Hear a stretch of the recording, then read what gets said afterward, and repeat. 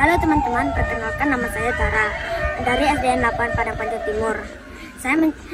Apakah teman-teman kalian tahu dengan Danau Singkara?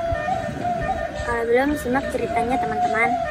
Pada musim paceklik, Pak Bujung dan keluarganya harus menghemat makanan. Mereka tidak bisa memakan nasi dan harus makan ubi.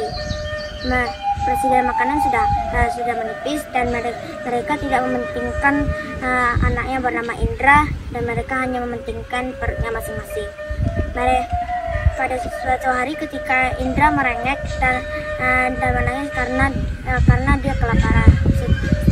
Setelah mendengarkan itu, Pak Buyung marah dan menyuruhnya pergi ke hutan sendirian untuk berburu. Sebelum pergi ke hutan, Indra memberi makan ayamnya bernama Tadul. Setelah pergi ke hutan, Indra tidak menghasil apa-apa, dan Pak Buyung menyuruh Indra pergi ke laut untuk mencari ikan, dan hasilnya sama saja tidak ada. Setelah satu bulan bolak-balik ke hutan dan laut, Indra tidak mendapatkan apa-apa, sementara kedua orang tuanya hanya bermalas-malasan di gubuk. Tapi Indra tidak berputus asa. Suatu hari ketika Indra pergi ke laut, ibu Indra ikut pergi ke laut tapi dengan tempat lain yang berbeda. Ibu Indra berhasil mendapatkan pensi atau kerang air tawar yang berukuran kecil, dan ibu Indra memasakkannya dan menghabiskannya bersama Pak Buyung tanpa menyisakan untuk Indra. Tak lama kemudian Indra pulang dari kerjanya dan melihat ibu dan Pak Buyung tertidur lelap dan bekas-bekas makanan. Dan dengan menyaksikan itu, Indra sedih karena orang tuanya tidak mempedulikannya lagi.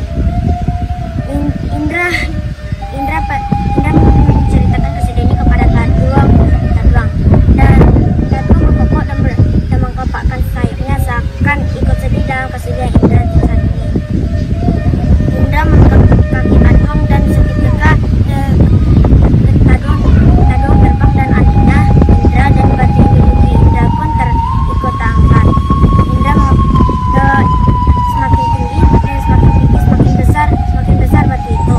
Indra mengetahui bahwa Taduang sudah mampu untuk terbang dan mengangkatnya dan batu itu.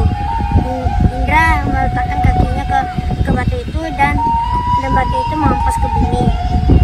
Batu itu menghantam ke bukit yang di dekat laut dan membuat lubang, dan seketika air mengaliri ke lubang besar itu dengan bukit-bukit. Dari cerita ini terbentuklah sungai Ombilin yang mengaliri sampai ke provinsi Riau. Sementara lubang besar yang dialiri oleh air itu adalah Danau Singkara. Jadi teman-teman, inilah Danau Singkara yang Tara ceritakan tadi. Semoga suka ya. Assalamualaikum warahmatullahi wabarakatuh.